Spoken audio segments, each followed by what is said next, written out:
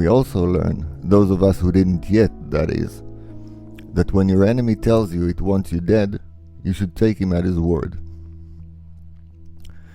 Sadly, we can also conclude that Israel stands, for the most part, alone. Even after it's attacked in the most horrific way, most of the world, including many in the West, turns away. The shining exceptions are Trump's USA and the likes of Milei's Argentina or Orban's Hungary.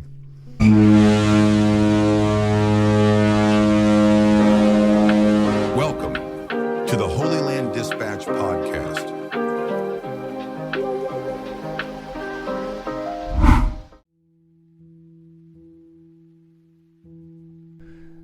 Welcome back to the Holyland Dispatch podcast.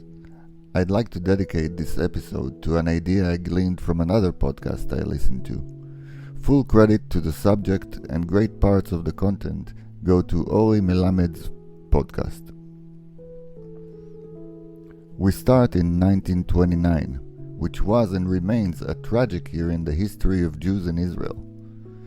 Fueled by the incitement of their leaders, chief among them Haj Amin al-Husseini, thousands of Arabs attacked multiple Jewish settlements throughout the territories of the then British Mandate. In the aftermath, 133 Jews were murdered, 339 were injured, and multiple settlements were burned down to the ground. Today, we will focus on one such place, a place called Be'er Tuvia, also known in these days as Castina. Wikipedia states the following. Having been settled since 1888, by the time of the attack, there had been a Jewish settlement there for about 40 years, a house to roughly 15 farmers and their families. It was also the southernmost Jewish settlement in Israel at the time. According to the people of Be'er Tuvia, the attack of the settlement was not sudden. Sometime before the attack, there was a change in the atmosphere. Cars, which were rarer in those days, were driving around the settlement day and night full of Arabs. This aroused concerns among the people of the settlement. The resident contacted the British Mandate authorities, but even hours before the attack, they were told that there was no reason to fear. After many requests, which were initially refused, the authorities sent 3 Arab policemen. That too was only on Saturday, August 24th. On August 23, 1929, a day before the embarrassing reinforcement was sent, hundreds of Arab rioters attacked the settlement. Some of them Arabs from Majdal, today's Ashkelon. Some of the attacking Arabs worked there. The 130 residents barricaded themselves in a stone barn building. The settlement had a government-sealed box that initially contained 36 rifles, but these were gradually depleted, and by the time of the riots, only 5 rifles remained. The Arab policemen did not give permission to the Jewish farmers to use the rifles. During the riots, the Arab policemen hid, and 5 young Jews decided to use the rifles to protect the besieged settlement members. In this way, they defended themselves for 3 days. On August 26th, an attack was made on Be'er Tuvia. That morning, the Lod District Police Commander's operational diary recorded, "Be'er Tuvia is being attacked by 2,000 Arabs. The Jews are concentrated in one house and the settlement is burning. 7-ton trucks are needed to transport the people to Rehovot." During the attack, Dr. Chaim Israeli was murdered. He had gone out to help an injured Arab. A member of the settlement, Binyamin Tzvi Rosen, Herschel Rosen, who had barricaded himself in the synagogue because he thought he would not be harmed there, was also murdered. The rioters wrapped his body in Torah scrolls that they had taken from the synagogue and burned him on the settlement street. The looters desecrated the synagogue and tore up the Torah scrolls that were in it. On the 3rd day, the British authorities sent a reconnaissance plane that scattered the rioters in all directions, but they managed to burn all the barracks of the settlement to the ground. It is said that the flames could be seen in Rehovot, some 20 kilometers away. The British then sent 3 trucks on which they loaded all the people in place without even allowing them to bury the dead, and evacuated them to Rehovot. Only after 10 days did some of the people of the settlement come to the place and buried the victims, but its complete destruction prevented its people from returning to the place. Some of them scattered throughout the country, some of them left the country altogether. In September 1929, the trial of 30 farmers from the nearby Arab village of Beit Daras was held, after items that had been looted from Be'er Tuvia were found in their house. They received a sentence of 6 months in prison, and one of them, who had a gun in his possession, was sentenced to 1 year in prison. A collective monetary penalty was also imposed on residents of 13 nearby Arab villages who participated in the riots. Well, this was a smaller but representing event of the overall attack that took place also in Jerusalem, Hebron, and places in the Galilee, as well as along the Mediterranean shores.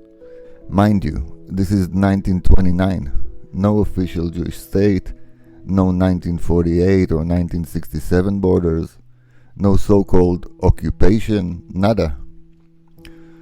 Let's fast forward to 2023 and see what had changed.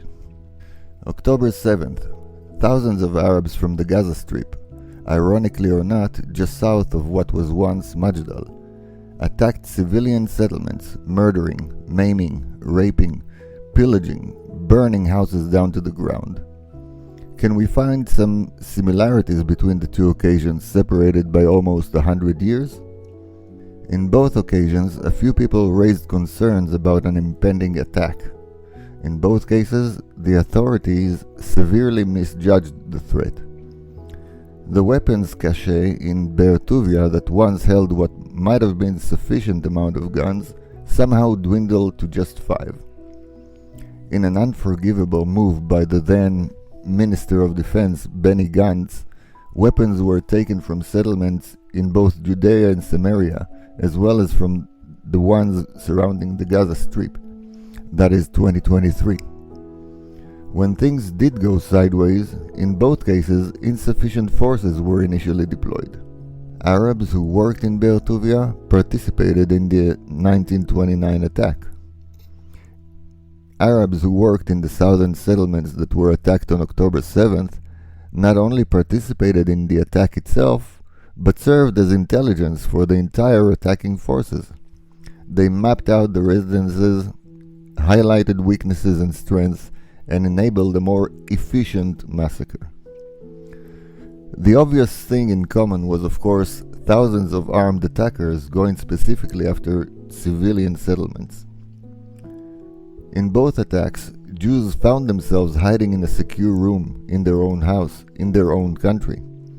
The same goes for Jews hiding in synagogues. Sadly, but not surprisingly, Jews not finding refuge even in their houses of prayers where they were caught, tortured, and murdered. Synagogues and Torah scrolls burning in Israel. And the least surprising but most infuriating, the attackers receiving kindness and sympathy, while the Jews were and still are vilified. I think the most obvious point is, this is not a matter of real estate. In 1929 there was no Israel, no so-called occupation, no Nakba. In October 2023, the places that were attacked were not in the disputed, at least in some people's eyes, settlements in Judea and Samaria, but part of Israel proper, as recognized by the UN. We can also conclude that there is nothing Jews can do other than collectively die or run away to appease the Arabs who call themselves Palestinians. No two states delusion, no one big happy state. We can conclude that for over 100 years since the attack on Be'er Tuvia, there was absolutely no change in the Arabs' attitude towards the idea of Israel.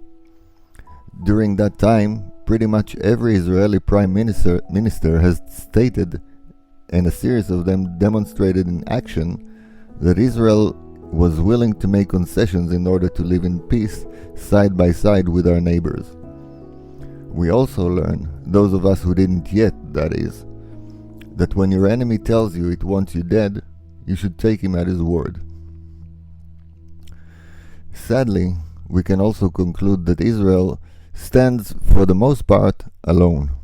Even after it's attacked in the most horrific way, most of the world, including many in the West, turns away. The shining exceptions are Trump's USA and the likes of Milei's Argentina or Orban's Hungary. I think these case studies should be eye-opening for anyone with a healthy intellect. Anyone professing to be a progressive. After all, the place of progress, yes, that's Israel, was the recipient of the massacre handed by the oppressors of women, LGBT, and human rights in general.